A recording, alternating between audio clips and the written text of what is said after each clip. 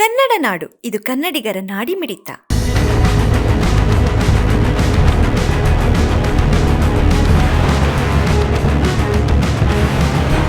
ಈಗ ಉದ್ಯಾನಗಿರಿ ಹೊಸಪೇಟೆಯಲ್ಲಿರ್ತಕ್ಕಂಥ ಒಂದು ಐತಿಹಾಸಿಕ ಪ್ರದೇಶ ಅಂತಂದ್ರೆ ಅದು ಜೋಳದ ರಾಶಿ ಬೆಟ್ಟ.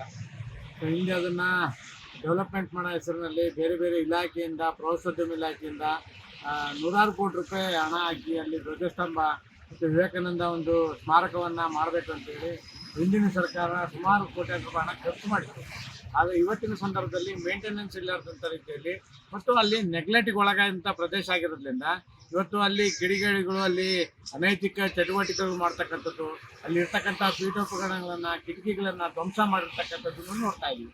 ಹಾಗಾಗಿ ಇವತ್ತಿನ ಸಂದರ್ಭದಲ್ಲಿ ಸ್ಥಳೀಯವಾಗಿರ್ತಕ್ಕಂಥ ಜಿಲ್ಲಾಡಳಿತ ಆ ಒಂದು ಪ್ರವಾಸೋದ್ಯಮ ಇಲಾಖೆಯಿಂದ ಅಥವಾ DMF ಫಂಡ್ಲಿಂದ ನಮಗೆ ಅಲ್ಲಿ ವಿವೇಕಾನಂದ ಸ್ಟ್ಯಾಚ್ಯೂ ಮಾಡಬೇಕು, ಅಲ್ಲೊಂದು ಲೈಬ್ರರಿಯನ್ನು ಮಾಡಬೇಕು ಮತ್ತು ಅಲ್ಲಿ ಬಂದು ಹೋಗ್ತಕ್ಕಂಥ ಪ್ರವಾಸಿಗರಿಗೆ ಒಂದು ಮೂಲಭೂತ ಸೌಕರ್ಯಗಳನ್ನು ಕೊಡ್ತಕ್ಕಂಥ ರೀತಿಯಲ್ಲಿ ಸರ್ಕಾರ ಮತ್ತು ಸಂಬಂಧಪಟ್ಟಂಥ ಅಧಿಕಾರಿಗಳು ಮುಂದಾಗಬೇಕಂತೇಳಿ ಒತ್ತಾಯ ಮಾಡ್ತಾ ಇದ್ದೀವಿ. ಸರ್, ಅದನ್ನು ಆನಂದ್ ಸಿಂಗ್ ಅವರು ಶ್ರೀಕೃಷ್ಣ ದೇವರಾಯ ಮೂರ್ತಿಯನ್ನು ಕೂಡಿಸ್ಲಿಕ್ಕೆ ಹೋಗಿದ್ರು, ಅದೇ ಸಂಬಂಧಪಟ್ಟಂಗೆ ಡೆವಲಪ್ಮೆಂಟ್ ಆಗಿತ್ತು ಸರ್.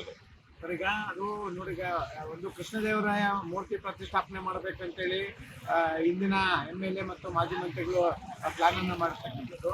ಆ ರೀತಿ ಮಾಡಬೇಕು ಅಂತಿದ್ರೆ ಉತ್ಸಾಹ ಇರ್ತಕ್ಕಂಥ ಇವತ್ತಿನ ಜನಪ್ರತಿನಿಧಿಗಳಾದರೂ ಬರಬೇಕು ಮುಂದೆ. ಆದರೆ ಇವತ್ತು ಅವರು ಮಾಡೋ ಸಂದರ್ಭದಲ್ಲಿ ಕೂಡ ಅರ್ಧಂಬರ್ಧ ಕಾಮಗಾರಿ ಆಯಿತು.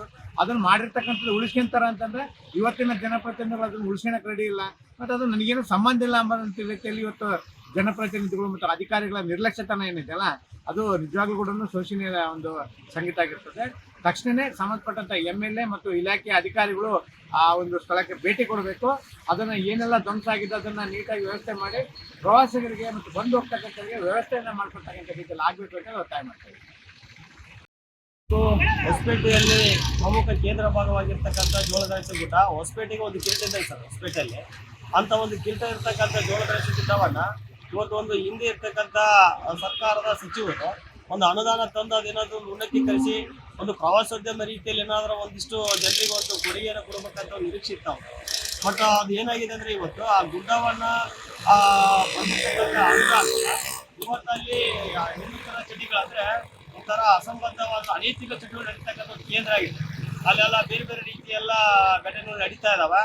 ಅದು ಮೇಲೆ ಇರೋದ್ರಿಂದ ಒಬ್ಬ ಪೊಲೀಸ್ ಕೂಡ ಹೋಗುವಂಥ ಪರಿಸ್ಥಿತಿ ಒಳಗಿಲ್ಲ.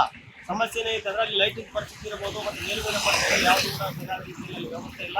ಈ ಸಂಬಂಧಪಟ್ಟಂತೆ ಶಾಸಕರು ಯಾವ್ಯಾವ ಹಿಂದಿರ್ತಕ್ಕಂಥ ಅನುದಾನಗಳೇ ಈ ಬಂದಂಥ ಶಾಸಕರು ಯಾರು ಇಲ್ಲಿ ಜಾರಿ ಮಾಡ್ತಾರೋ ಅದನ್ನ ಪೂರ್ಣಗೊಳಿಸ್ಬೇಕು.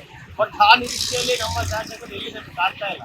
ಒಟ್ಟಾರೆಯಾಗಿ ಜೋಳದ ರಾಶಿ ಗುಡ್ಡ, ಹೊಸಪೇಟೆ ಕಿರೀಟ, ಆಮೇಲೆ DYF ಅಂತ ಹೇಳಿ ಅದು ಗುಡ್ಡದ ಮೆರವಣಿಗೆ ಇತ್ತು. ನಮ್ಮ DYF ಸಂಘಟನೆ 1978-80ರಲ್ಲಿ ಒಂದು ಕೊಡುಗೆಯಾಗಿ DYF ಗುಡ್ಡದ ಮೇಲೆ ಬರ್ತಿದ್ವಿ ನಾವು.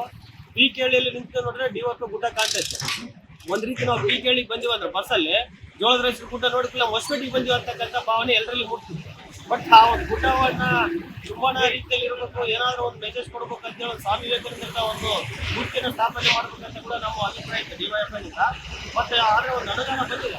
ಬಟ್ ಅಲ್ಲಿ ಯಾವ ರೀತಿಯಾದಂಥ ಒಂದು ಪ್ಲಾನ್ ಐತೆ ಅಂತ ಕೂಡ ಇಲ್ಲಿ ಕೂಡ ಪ್ರವಾಸೋದ್ಯಮ ಇಲಾಖೆ ಇಲ್ಲಿರುವಂಥ ಇಲಾಖೆ ಇರ್ಬೋದು ಮತ್ತು ಕನ್ನಡ ಸಂಸ್ಥೆ ಇಲಾಖೆ ಇರ್ಬೋದು ಅಥವಾ ಯಾವುದಾದ್ರು ಯುನೆಸ್ಕೋ ಒಂದು ಕಮಿಟಿ ಸಂಸ್ಥೆ ಇರೋದು ಯಾರು ಕೂಡ ನಮಗೆ ತಿಳಿಕೊಡ್ತಾ ಇಲ್ಲ. ದಯಮಾಡಿ ನನಗೆ ಅನಿಸಿದ ಮಟ್ಟಿಗೆ ಹೊಸಪೇಟೆ ಜನ ತಿರುಗಿ ಬೀಳೋದಕ್ಕಿಂತ ಮುಂಚೆ ಒಂದು ಇರುವಂಥ ಒಂದು ಸರಿಯಾದ ಒಂದು ಬಳಕೆ ಮಾಡಬೇಕಂತೇಳಿ ನಮ್ಮ ಅಭಿಪ್ರಾಯ. ಸಬ್ಸ್ಕ್ರೈಬ್ ಮಾಡಿಕೊಳ್ಳಲು ಕೂಡಲೇ ಪಕ್ಕದಲ್ಲಿ ಕಾಣುವ ಬೆಲ್ ಐಕಾನ್ ಕ್ಲಿಕ್ ಮಾಡಿ ನೋಟಿಫಿಕೇಶನ್ ಪಡೆಯಿರಿ.